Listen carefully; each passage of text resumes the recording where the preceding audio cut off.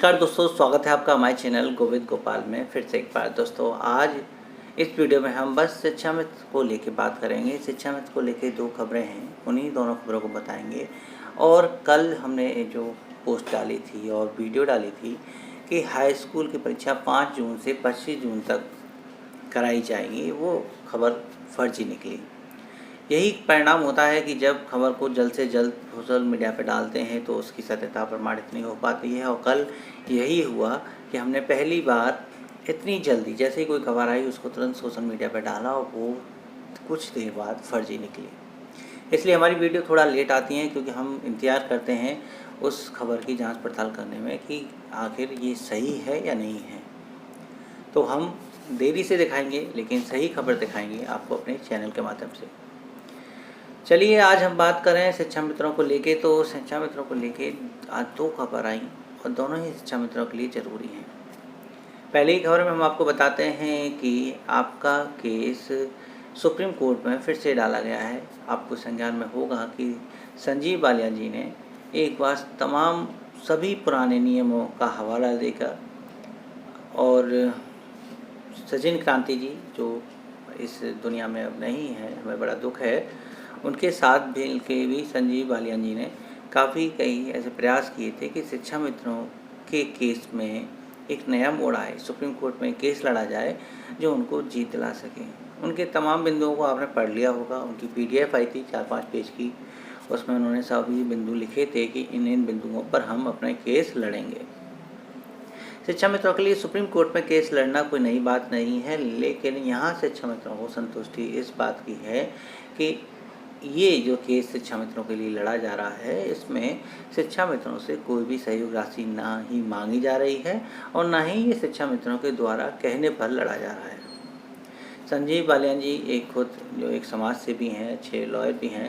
उन्होंने खुद अपने संज्ञान में इस बात को लेकर या अपने अंतरात्मा से मान लीजिए कि आज सचिन जी हमारे बीच नहीं हैं और उन्हीं के साथ मिलके जो है संजीव बालियान जी इस केस को लड़ रहे थे। तो आज शायद वो सचिन जी के एक अधूरे काम को पूरा करने के लिए इस केस को सुप्रीम कोर्ट में फिर से लड़ने जा रहे हैं। उस केस से संबंधित संजीव बालियान जी ने जो सबसे ज़्यादा ज़रूरी सूचना आप सभी लोगों तक पहुंचाने के लिए कहा है वो ये कि कोई भी व्यक्ति मेरी छवि को खराब करने का प्रयास ना करे। छवि से तात्पर्य यहाँ पर यह है कि इस केस के लिए कोई भी शिक्षा मित्र किसी को भी चंदा ना दे। यदि कोई व्यक्ति मेरे नाम से या किसी भी तरीके से इस केस के नाम से आपसे पैसे मांगता है तो उसकी सूचना तुरंत हमें दें और तुरंत उस संबंधित व्यक्ति से पूछें कि आपके पास किनका आदेश है जो आप ये पैसा इकट्ठा कर रहे हैं। केस लड़ने वाला ही जब पैसे नहीं मांग रहा तो आप पैसे क्यों इकट्ठे कर रहे हैं। संजीव बालियान जी की पोस्ट आज हमने सुबह अपने चैनल पर डाल दी थी, आप पढ़ सकते हैं। उन्होंने स्पष्ट लिखा है कि अगर कोई चंदा मांगने आपके दरवाजे पर मेरे नाम से आता है तो आप उन्हें जूते भिगो के मारें चाहे सुखा के मारें। मेरी तरफ से पूरी छूट है कि मैं आपसे 1 रुपया नहीं लूँगा। मुझे ये केस खुद लड़ना है और मैं जानता हूँ कि ये केस मुझे क्यों लड़ना है। तो संजीव बालियान जी का ये संदेश सभी शिक्षा मित्रों तक पहुंचना चाहिए कि इस बार शिक्षा मित्रों का शोषण बिल्कुल नहीं होना चाहिए किसी भी केस में चंदा वसूली को लेकर। कोरोना महामारी के चलते बहुत से ऐसे कष्ट शिक्षा मित्रों के सामने अब आए हैं और आर्थिक समस्या भी अब शिक्षा मित्रों के सामने है।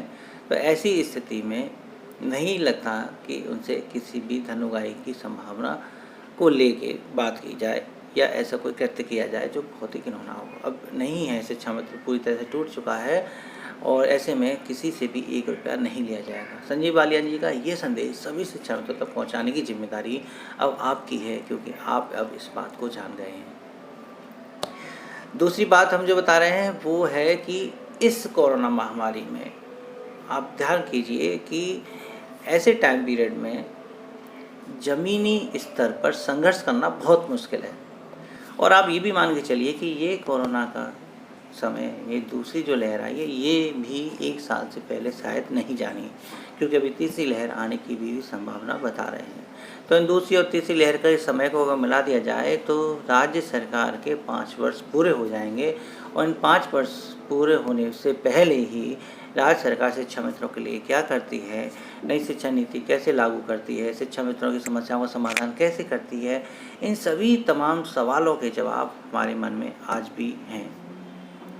क्योंकि अब संघर्ष तो नहीं किया जा सकता है सरकार से अपनी बात रखने के लिए, उनके दरवाजे पर जाकर उसके सामने नहीं एक आंदोलन किया जा सकता है। तो आज शिक्षा मित्रों के लिए सबसे अच्छा माध्यम जो बन रहा है वो है सोशल मीडिया।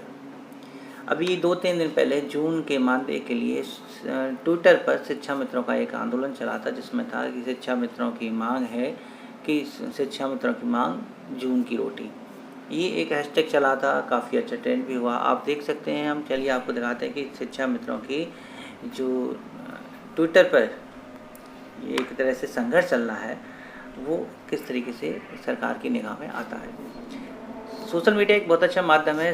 शिक्षा मित्र चाहे तो ट्विटर के माध्यम से अपनी बात सरकार तक पहुंचा सकता है, और सरकार ही नहीं, साथ ही साथ अपनी बात को मीडिया तक पहुंचा सकता है, अन्य बड़ी हस्तियों तक पहुंचा सकता है। पूरा देश ट्विटर को फॉलो करता है, ट्विटर चलाता है। तो शिक्षा मित्रों का मुद्दा सभी जगह सामने आता है जब वो ट्विटर के माध्यम से अपनी बात पहुंचाते हैं। तो बस शिक्षा मित्रों के लिए एक खास संदेश यही है कि शिक्षा मित्र ट्विटर इंस्टॉल करें, ट्विटर को ऑपरेट करना सीखें, ट्विटर पर किस तरीके से पोस्ट डालते हैं, किस तरीके से चीफ मिनिस्टर के ऑफिस को, पीएम मोदी के ऑफिस को कैसे उनको टैग करते हैं कि मैसेज डायरेक्ट उनके पास जाए।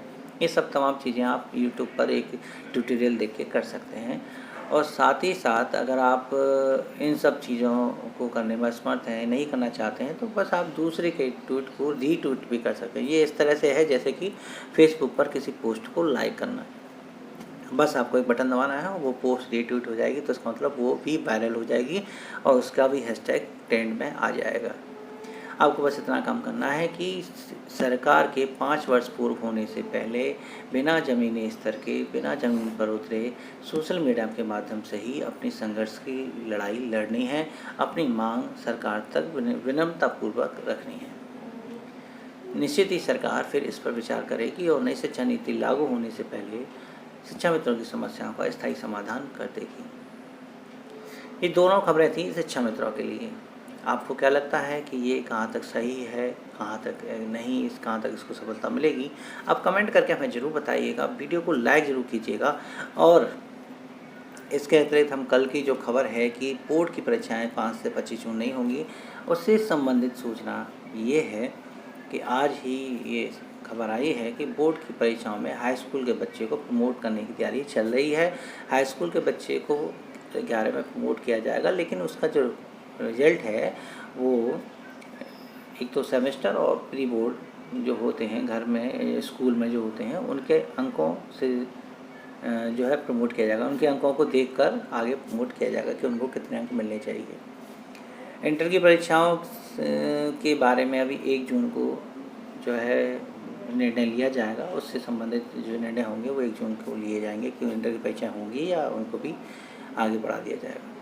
तो बोर्ड से संबंधित बस यही जानकारी थी जो सही है। बाकी कल की जो सूचना थी वो फर्जी थी। उसके लिए हम आपसे माफ़ी मांगते हैं, क्षमा प्रार्थी हैं कि कल जल्दीबाजी में हमने वो पोस्ट डाल दी, क्योंकि मुझे कहीं जाना था और मुझे जाने से पहले मैंने वो पोस्ट डाल दी। चलिए, हम उम्मीद करते हैं कि आप हमारे चैनल को ज़रूर सब्सक्राइब करेंगे और हम रेगुलर अब आपके लिए अपडेट लेके आया करेंगे। आप हमारे चैनल से बस जुड़े रहिएगा, चैनल को सब्सक्राइब करके बेल आइकन को दबा दीजिएगा। हम आपसे फिर मिलेंगे नेक्स्ट वीडियो में। तब तक के लिए बाय बाय, टेक केयर।